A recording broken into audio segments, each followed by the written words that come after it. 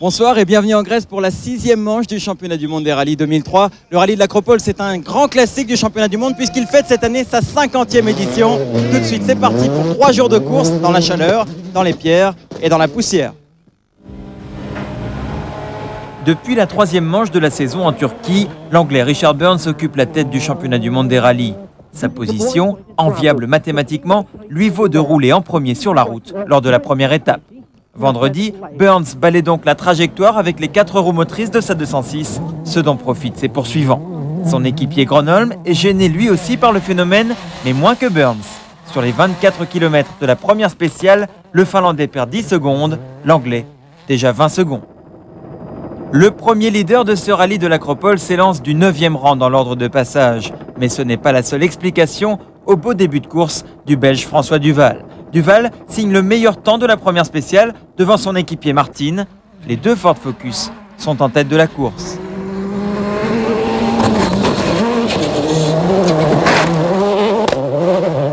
Sur sommet gauche à fond, cœur d'arrivée. Pour gauche 70, sur droite 60. On a pris un bon rythme, on a fait le scratch dans la première et malgré ça je suis sorti un peu de la route et j'ai perdu au moins 10 secondes. J'ai dû faire une marche arrière, un frein à main et bon, c'est un peu dommage, ça aurait été un beau scratch mais on va pas s'allumer. Je pense que le rallye va être long, il y a déjà pas mal d'abandon. Et c'est vrai que dès les premiers kilomètres, l'Acropole tient ses promesses et rudoie les équipages. De ce petit état-queue, Solberg se sortira sans conséquence. Sébastien Loeb par contre va connaître un abandon très prématuré. Après 11 km d'une course qui en compte 400, le moteur de l'Alsacien va rendre l'âme. C'est une belle occasion de briller qui s'envole. Ouvre. Moteur, vers toi. Moteur cassé.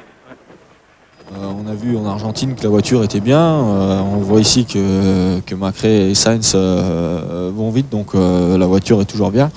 Et c'est vrai qu'on avait nos chances. Et en plus pour le championnat, ça fait quand même quelques fois maintenant qu'on perd des points plus ou moins bêtement, mais ça risque d'être difficile à rattraper tout doucement. Piéton malgré lui, Loeb est rejoint par Armin Schwartz dans son infortune. L'Allemand a abandonné à quelques mètres de l'Axara du Français, Arbrakam défaillant. Du point de vue de la fiabilité de ses voitures, l'équipe Hyundai traverse une mauvaise passe. Oui, à l'instant là, je suis vraiment très frustré parce que j'avais de bons espoirs pour ce rallye après l'Argentine où la performance était là. En essai ici, ça s'est bien passé aussi, donc on pensait faire un bon rallye. Eh bien, ça ne sera pas le cas. Vers 9 h vendredi matin, la température commence à monter. Les nuages se dissipent, sauf au-dessus de l'équipe Citroën. Au départ de la spéciale 2, Colin McRae n'a pas pu démarrer son moteur et s'est présenté sur la ligne avec 5 minutes de retard. Avec 10 secondes de pénalité par minute de retard, l'Écossais vient de prendre 50 secondes d'un coup. Ça se remonte, mais c'est 50 secondes de perdu. On se souvient, il y a 2 ans, quand Carlos et Colin étaient en bagarre pour la victoire, ils étaient à 6 secondes au départ de la dernière spéciale. Donc ça veut dire qu'il peut aussi y avoir des écarts très faibles. Et 50 secondes, c'est de toute façon toujours un handicap important. Et voilà comment, en 2 spéciales, Carlos Sainz se retrouve à la tête de l'équipe Citroën. McRae a plongé à la 17e place. Sainz, lui, résiste. Malgré une tendance à perdre du temps sur la fin des chronos, il pointe au 7e rang. Marco Martin prend alors la tête de la course. Comme Duval dans le premier chrono, l'Estonien s'offre un petit état-queue qui ne l'empêchera pas de réaliser le meilleur temps. Parti avec des gommes retaillées sur cette première boucle, Didier Auriol est récompensé. Pour son avant-dernière course avec la Skoda Octavia, bientôt remplacée par la Fabia, Auriol réalise le 6e temps scratch. Il y a 2 choses, c'est que déjà la route se nettoie un petit peu, donc c'est quand même plus facile de faire des temps. Et l'explication, c'est que je suis parti avec des gommes différentes des autres, qui en fait sont peut-être meilleures en motricité et en agilité. Et j'ai essayé de préserver l'agilité et la facilité de la voiture parce qu'on avait des spéciales des fois très lentes. Et c'est pas facile toujours, donc j'ai joué ces pneus, ça a marché. Suite des malheurs de Hyundai avec le chemin de croix de Freddy Loax, rattrapé dans la spéciale par le jeune Hirvonen. Suspension cassée, le Belge ne va pas tarder à abandonner. Sa voiture était toute neuve pour ce rallye, mais l'équipe Hyundai est à court de budget et les résultats en souffrent. Tout va très bien en revanche pour Marcus Gronholm. Après 3 spéciales, le Finlandais poursuit sur la lancée de ses 2 victoires consécutives. Le voilà 3e. Il s'accommode plutôt bien de sa 2e position sur la route.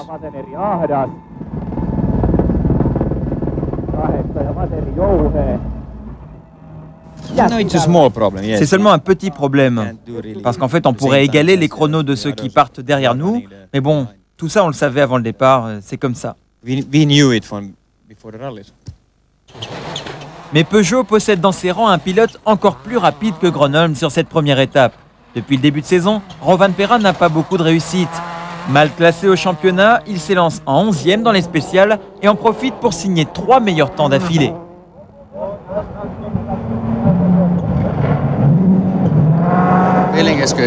Le feeling est bon avec la voiture maintenant. Je suis bien revenu dans la course et ça fait du bien parce que ce matin, c'était vraiment pas terrible. Gilles Panizzi n'est pas loin derrière Rovanperä. Après un très beau rallye de Turquie, le Français confirme sur la terre, mais l'appétit vient en mangeant et Panizzi vise maintenant plus haut que sa 7e place. Je me suis un petit peu peut-être battu contre moi, contre l'auto. Dans ces conditions-là, c'est jamais très bon pour le chrono. Je pense que j'ai dû faire un choix de pneus un petit peu soft sur ce premier parcours où, bon, certainement encore l'expérience de la gomme qui n'est pas assez claire pour moi. Et je pense que le problème, visiblement, venait de là. Impossible de pouvoir rouler très très vite avec une voiture qui bougeait beaucoup. Donc, on va essayer de corriger ça. Et Panizzi va même grimper au 5e rang après la spéciale suivante, nettement devant Richard Burns.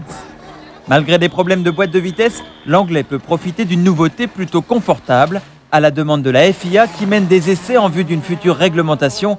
La 206 de Richard Burns est climatisée. «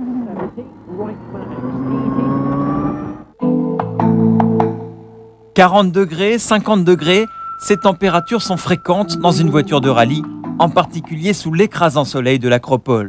Mais les choses vont peut-être changer grâce à un équipement venu tout droit de la voiture de Monsieur Tout-le-Monde. Ce que nous avons devant les yeux, c'est un système classique de climatisation, un compresseur qui permet de comprimer le gaz qui permet de faire du froid, l'échangeur de climatisation qui est situé dans le véhicule pour restituer l'air frais, et puis le radiateur de climatisation qui est situé à l'avant du véhicule qui permet en fait de refroidir le circuit. Il y a 2 ans, l'équipe Citroën avait développé un système de climatisation dans l'Exara WRC. Système très vite abandonné. Il faut dire que l'air conditionné coûte cher en termes de performance. L'équipement prive le moteur de 3 ou 4 chevaux et pèse 10 kg. Vendredi, l'équipe Peugeot s'est d'ailleurs empressée de démonter la climatisation car Rovanperä jouait la victoire. Vu que ça prend de la puissance, ça pèse et puis ça fait chauffer, et on peut dire a priori il faut être un petit peu idiot pour l'utiliser sur une voiture de course. Mais bon, l'intérêt est de quand même, disons, essayer de baisser un petit peu la température qui règne dans l'habitacle d'une WRC. En effet, le bien-être de l'équipage, c'est une autre source de performance. Richard Burns le répète depuis des mois, grâce à la climatisation, il ne faisait que 31 degrés samedi dans sa 206. Je pense que sur les 3 jours que dure un rallye, ça doit aider. Je sais bien que ça prend un peu de puissance au moteur, mais en fin de compte, je crois que c'est un petit sacrifice qui permet de rester en meilleure forme pendant tout le rallye. C'est sûr que c'est toujours un confort supplémentaire. C'est vrai que la chaleur, il y a des moments dans les températures comme aujourd'hui, c'est très très dur dans les spéciales, surtout qu'on a des spéciales très lentes à certains passages. Et on souffre beaucoup, il faut toujours se relancer. Donc c'est vrai que la climatisation, je pense que c'est le rêve. Bientôt, les vitres réfléchissantes et les bonnes vieilles prises d'air seront peut-être dépassées. En attendant, la FIA a mesuré sur ce rallye la température dans les habitacles et, plus original, la température des équipages. Verdict, à l'arrivée d'une spéciale, les pilotes ont tous de la fièvre, climatisation ou pas. Il faut dire que la plupart des pilotes se font de belles chaleurs sur ce rallye. Ici, Richard Burns en tête à queue sur la ligne d'arrivée. Et un peu plus loin, Marcus Gronholm lui-même va s'offrir un très beau 360 degrés.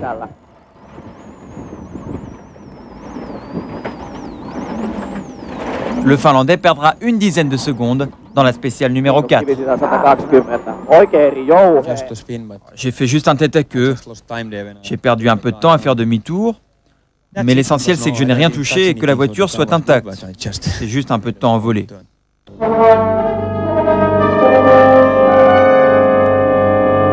la journée avance et plus Marco Martin assoit sa domination sur le rallye. L'Estonien a souvent occupé la tête d'une manche du championnat du monde sans réussir à concrétiser. Au rallye de l'Acropole 2002, une crevaison le prive de la victoire. Au RAC, il est battu à la régulière par Solberg. Et puis cette année, c'est la jeunesse de sa Ford Focus qui lui a valu 2 abandons en vue de l'arrivée. Et dans la 5e spéciale vendredi, Martin a dû penser que la mauvaise série se poursuivait. Quant au passage d'une saignée, le capot avant de sa voiture s'est ouvert. Assis très bas dans la Ford, Martin aperçoit la route par-dessous le capot. Il parcourt 13 km sans ralentir ou presque et concède une petite dizaine de secondes. Un exploit. Je ne voyais pas vraiment où j'allais, donc on s'attendait à perdre beaucoup de temps. Mais par chance, on a pu limiter les dégâts. En fait, le capot barrait complètement l'horizon et je devais réagir à la dernière minute devant les difficultés. C'est un peu comme si un aveugle pilotait la voiture. Après 20 km dans la spéciale, le capot avant s'est soulevé, comme vous pouvez le voir. Je n'ai aucune explication, je ne peux pas vous dire pourquoi ça s'est produit. Ça n'était jamais arrivé. Il y a 2 fixations, elles ont l'air en bon état. C'est vraiment rarissime. Et le chrono était bon? Oui, dans ces conditions, leur temps est vraiment très correct. Mauvaise passe pour les Ford, François Duval va partir à la faute dans la même spéciale. Le Belge s'est déconcentré en parlant à son copilote pour corriger une note. Écoutez. 120 et 3, 60 frères retenir. À fond. Frères retenir. Combien? 60. 8 km de l'arrivée, bon, comme c'était une nouvelle spéciale, et on a corrigé pas mal de notes. Et bon, en corrigeant une note, quand j'ai refait la note, je n'ai pas entendu la note d'après. Bon, on est tombé dans une espèce de fossé, comme impossible de repartir. Et bon, ça, c'est pas de chance, mais bon, la voiture n'a rien, donc elle pourra rouler la semaine prochaine. Une Ford éliminée, Rovanperä remonte d'un rang et met la pression sur Marco Martin. En fin d'étape, alors que les pilotes empruntent les spéciales pour la 2e fois, la domination de l'Estonien se fait moins sentir. Avec Rovanperä, Colin McRae en profite pour s'offrir le 2e temps de la spéciale 5, mais l'Écossais traîne comme un boulet ses 50 secondes de pénalité du matin. Et puis la vedette de la fin de journée, c'est Peter Solberg. Volontairement discret depuis le départ, le Norvégien se relance à l'occasion d'un magnifique temps scratch dans la spéciale 6. Au général, Solberg pointe alors à 23 secondes de Marco Martin. Martin, c'est vraiment le héros de cette première étape. Il a roulé avec sa tête, voulant absolument amener la très véloce Ford Focus à l'arrivée. Et l'arrivée, c'est encore loin. On est encore devant et j'en suis très content, oui. Mais c'était vraiment une rude journée. Carlos Sainz reste au contact. Après la dernière spéciale du jour, il se classe 5e. McRae et Sainz ont gagné l'Acropole 8 fois à tous les deux. Typique étape de la rallye de l'Acropole. Nous avons bien roulé sans problème. Et seulement la situation dans la route, n'a pas été le meilleur. Mauvaise surprise pour Peugeot, alors qu'il était en position idéale pour la suite, Marcus Gronholm est immobilisé. Sa 206 ne veut plus avancer.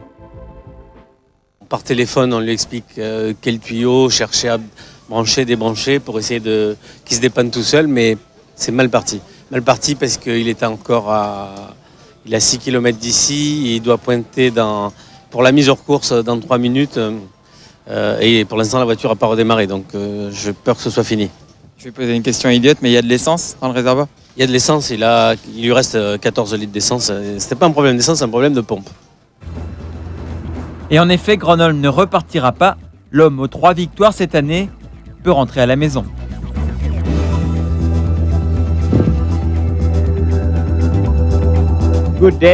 C'est dommage, c'était une super journée et on comptait bien continuer comme ça demain. Mais bon, c'est la vie. Marcus Gronholm disparaît donc du classement et laisse Peter Solberg sur le podium provisoire. Après l'annulation de la spéciale spectacle, la première journée n'a compté que 7 secteurs chronométrés. Panizzi et Auriol sont 6e et 8e, McRae 7e, Burns 9e. Et comme chaque année, le rallye de l'Acropole est venu perturber la tranquillité de ce monastère, niché, caché au sommet d'une montagne. Alors après une première étape dominée par les Ford, on va tout de suite regarder ce qui s'est passé pour la deuxième journée.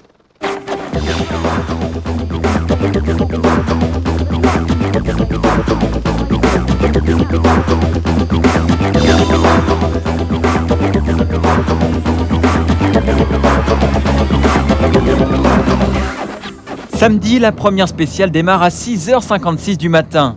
L'heure du laitier, c'est aussi l'heure des bonnes résolutions, surtout pour Macrae, déçu de la veille. On va essayer, bien sûr. En tout cas, la journée ne peut que se passer mieux que celle d'hier. Enfin, ça ne sera vraiment pas facile. De son côté, Peter Solberg veut hausser le rythme. On va attaquer très fort aujourd'hui. Peut-être pas au maximum parce que la route est encore longue, il peut encore se passer beaucoup de choses. C'est un rallye si difficile. Mais on va essayer d'être un peu plus rapide qu'hier.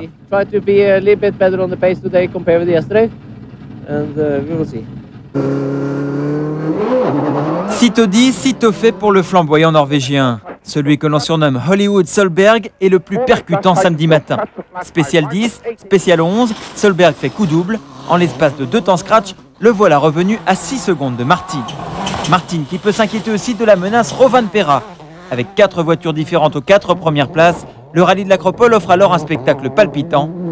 Et l'Estonien Martin tient bon.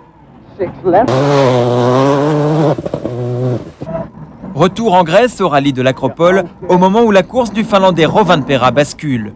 Spécial numéro 10, Rovanperä a calé, mais surtout, il n'a plus de deuxième ni de troisième vitesse et va perdre 1 minute 45.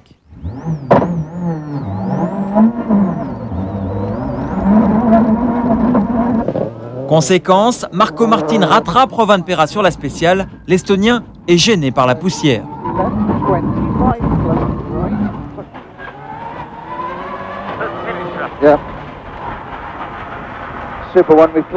Nous avons fini la spéciale, la poussière était vraiment terrible.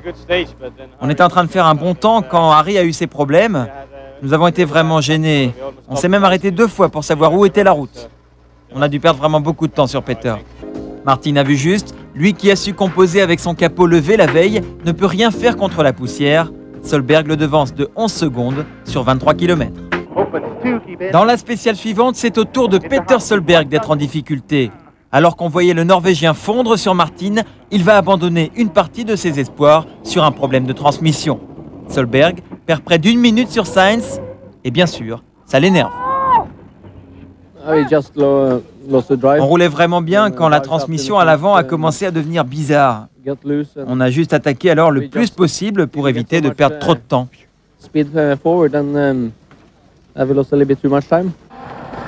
Il ne fait donc pas bon menacer Marco Martin sur ce rallye de l'Acropole. Après Macrae et Gronholm, Solberg et Rovanperä sont donc en difficulté. Le temps de rallier l'assistance, le Finlandais de Peugeot plonge à la 9e place au général. Pour Martin, un nouveau rallye commence. Désormais, la pression de ses adversaires est moins forte, mais l'Estonien va en profiter pour enfoncer le clou. Sur ce court passage, quand on compare le chrono de Martin à celui de Burns, avantage va à l'Estonien, alors que l'Anglais est de nouveau privé de sa 2e vitesse à partir de la spéciale numéro 13. Au même moment, Peter Solberg repart à l'assaut. Il a sans doute perdu ses chances de victoire, mais le podium est toujours jouable. En l'espace de 2 spéciales, Solberg va même passer du 5e au 3e rang avec une voiture réparée. Rovanperä suit un peu la même trajectoire. Le Finlandais passe, lui, de la 9e à la 7e place. Difficile à digérer quand on a senti l'odeur de la victoire. Au cours de cette 2e étape, Didier Auriol poursuit sa course solide. Comme la veille, le Français a signé un beau 6e chrono. Il maintient sa place dans le top 10, synonyme de points possibles pour l'équipe Skoda. Globalement, bien, je dirais, on a eu des petits soucis dans quelques spéciales, mais disons dans 2 spéciales, on a perdu un petit peu de temps, mais rien de vraiment important. Les 3 dernières spéciales se sont très bien passées, la voiture a très bien marché, donc c'est quand même une bonne journée. Marco Martin en route vers la victoire. La Ford Focus WRC va très vite, elle tient le coup et elle semble épargner les pneumatiques. Dans un premier temps, Martin porte son avance au général à une 40aine de secondes sur Carlos Sainz.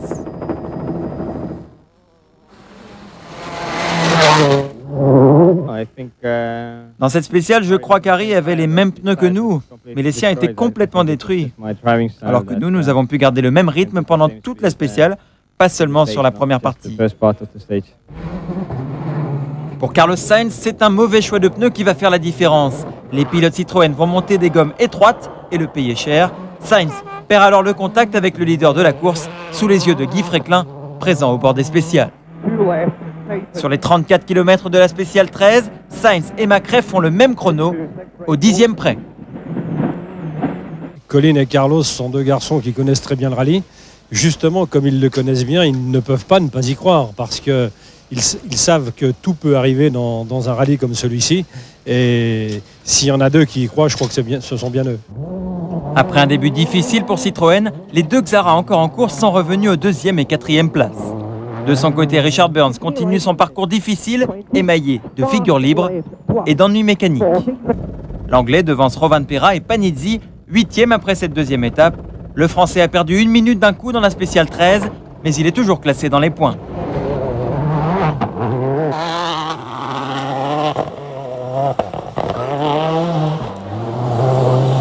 Ça a été une journée assez mitigée, plutôt difficile en ce début, avec des soucis de comportement avec la voiture, sans savoir pour autant ce qui me perturbait. Et ensuite, nous avons changé quelques petites choses qui m'ont permis de rouler plus vite en fin de journée. Après être monté 3 fois sur le podium cette année, Carlos Sainz semble bien parti pour récidiver. Mais l'Espagnol voit revenir dans ses rétroviseurs Peter Solberg. À la fin de la deuxième étape, une grosse vingtaine de secondes sépare les deux pilotes.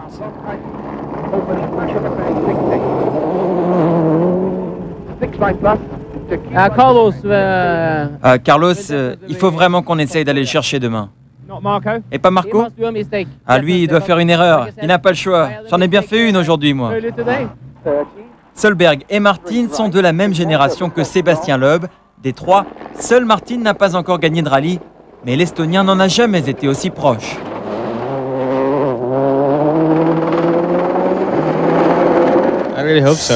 Ah, j'y crois vraiment, mais ce sera une journée longue et difficile. Nous ferons de notre mieux. Et comment comptez-vous rouler demain? Et peut-être un peu plus prudemment qu'aujourd'hui, mais je dois quand même garder un bon rythme. Après 2 étapes, le trio de tête a encore changé. Derrière le leader, c'est la bagarre à tous les étages. Sainz contre Solberg pour la 2e place avec Macrae en arbitre. McKinnon et Burns pour la 5e. Rovanperä et Panizzi pour la 8e. A signaler la 12e place du débutant finlandais Latvala, 18 ans. En compagnie de Christian Loriot, le père de cette Ford Focus WRC 2003, le père de la voiture de Marco Martin. Christian Loriot, une seule question. Êtes-vous confiant pour la dernière étape? La voiture va-t-elle tenir? Ah non, ça c'est la grosse question. Non, confiant, bon, j'espère, mais je suis très nerveux là. Je crois que c'est le rallye qui m'a rendu le plus nerveux depuis 12 ans. Parce que depuis la Nouvelle-Zélande, on voit qu'on a la vitesse. La voiture est très très performante. On l'a vu en Nouvelle-Zélande, en Argentine et ici également. Mais bon, en Nouvelle-Zélande comme en Argentine, on a eu des casses et on a dû abandonner. Donc je croise les doigts jusqu'à ce que ce soit fini et on verra. Marco Martin a 6 spéciales du bonheur. C'est la 5e fois que l'Estonien est en route vers la victoire. Ça va bien finir par payer.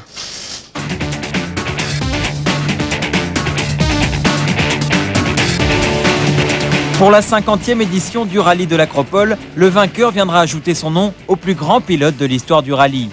C'est bien entendu le rêve de Marco Martin.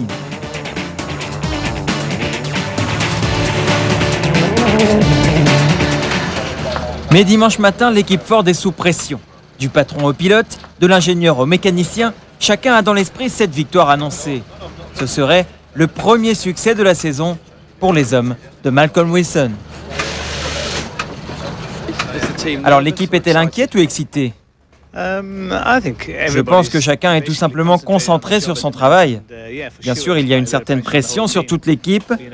On est passé tout près de la victoire les 2 dernières fois. Et j'ai annoncé moi-même qu'on allait gagner ici.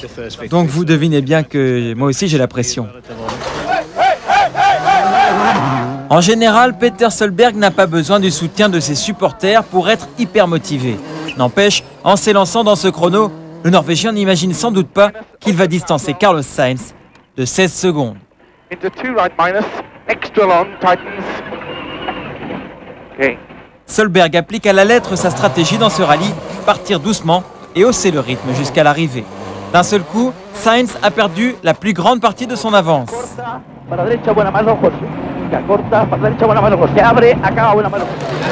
Et dans la spéciale suivante, le Norvégien va enfoncer le clou, signant son deuxième temps scratch d'affilée.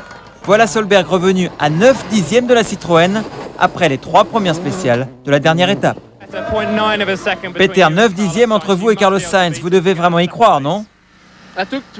Oui, je lui ai mis 20 secondes ce matin, donc je pense que c'est possible de lui en remettre encore 20 cet après-midi. Ça fait quoi de faire un tel écart face à un double champion du monde? Ah, c'est sympa. 3 étages en dessous dans le classement, pour le gain de la 5e place, une bagarre similaire oppose Tommy Mäkinen à Richard Burns. Mais dans ce cas, il ne s'agit pas d'un duel à armes égales. En effet, Burns est toujours handicapé par sa boîte de vitesse. Le règlement autorise une équipe à remplacer une seule fois la boîte lors d'un rallye. Mais pour Burns, ce changement a déjà été fait à la fin de la première étape. L'Anglais doit donc faire avec, passant sans cesse du premier au 3e rapport. Je fais de mon mieux, j'essaye. On a repris quelques secondes à Tommy sur la 2e spéciale. Mais comme je vous l'ai dit, si j'attaque trop fort, il y a beaucoup de risques que la boîte de vitesse soit encore plus endommagée. À force d'utiliser la 3e, évidemment, il y a un risque qu'elle cède. Donc il faut faire attention. Sur un terrain très différent des 2 premières étapes, et nouveau pour l'ensemble des pilotes, Richard Burns accroît la pression sur Mäkinen.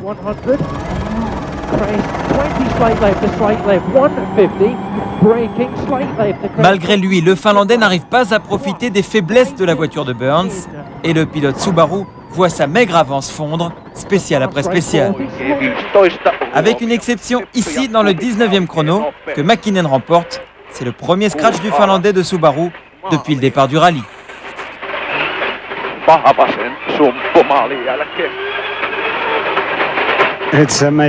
C'est quand même étonnant ce que fait Richard avec sa 3e vitesse.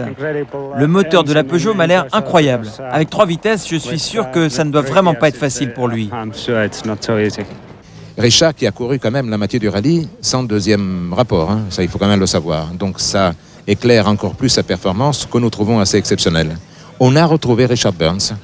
On l'a retrouvé comme on l'a toujours considéré, saignant, rapide, finisseur.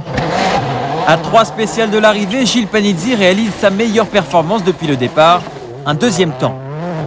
Le Français est en route pour marquer des points dans ce rallye. De façon plutôt insolite, lui, le roi de l'asphalte, a marqué tous ses points cette année sur la terre, en Turquie et à l'Acropole.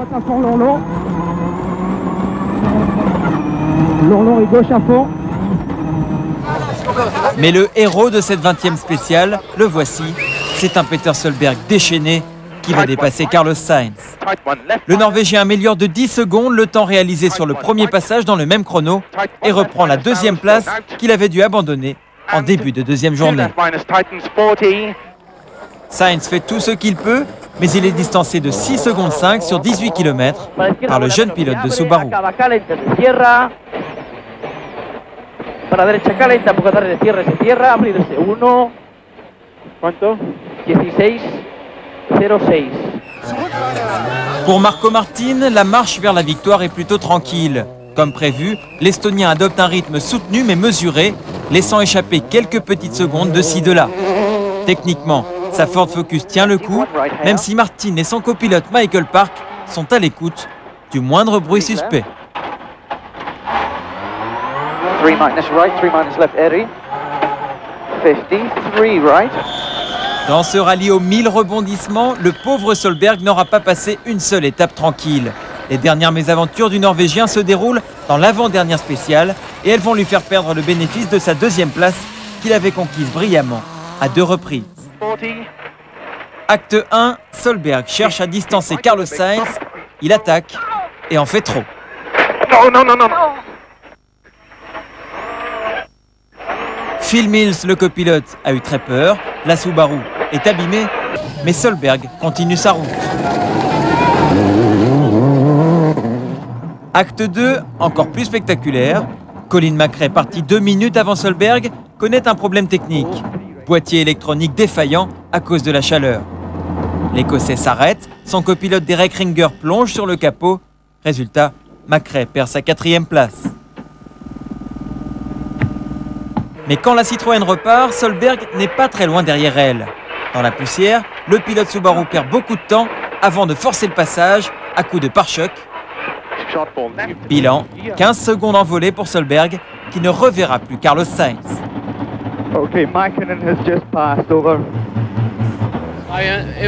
Je suis sorti de la route dans la spéciale.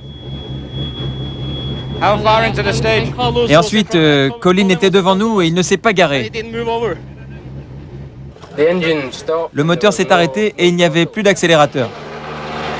Colin McRae a perdu 2 minutes 30 dans l'affaire. Quand Carlos Sainz passe à sa hauteur, il s'inquiète du sort de son équipier. Citroën vient de voir s'envoler un beau résultat d'équipe. McRae finira 8e au lieu de 4e. Dans le dernier chrono, Burns dépasse Tommy Mäkinen, mais l'événement est ailleurs. Dans la Ford Focus numéro 4 et à l'assistance de l'équipe anglaise, on fête les grandes premières. Two minus right. You believe it? We finished it. No problem. Excellent. Thanks a lot. Good man, Marco. Well done. Excellent. Yeah, fantastic. Well done.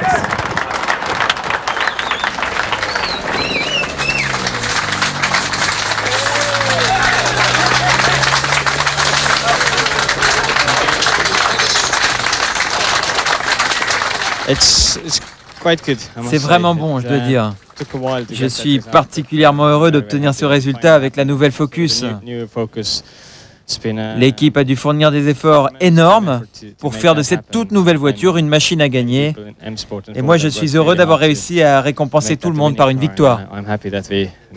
J'ai toujours pensé à espérer que ça ne casse pas parce que la pression est énorme.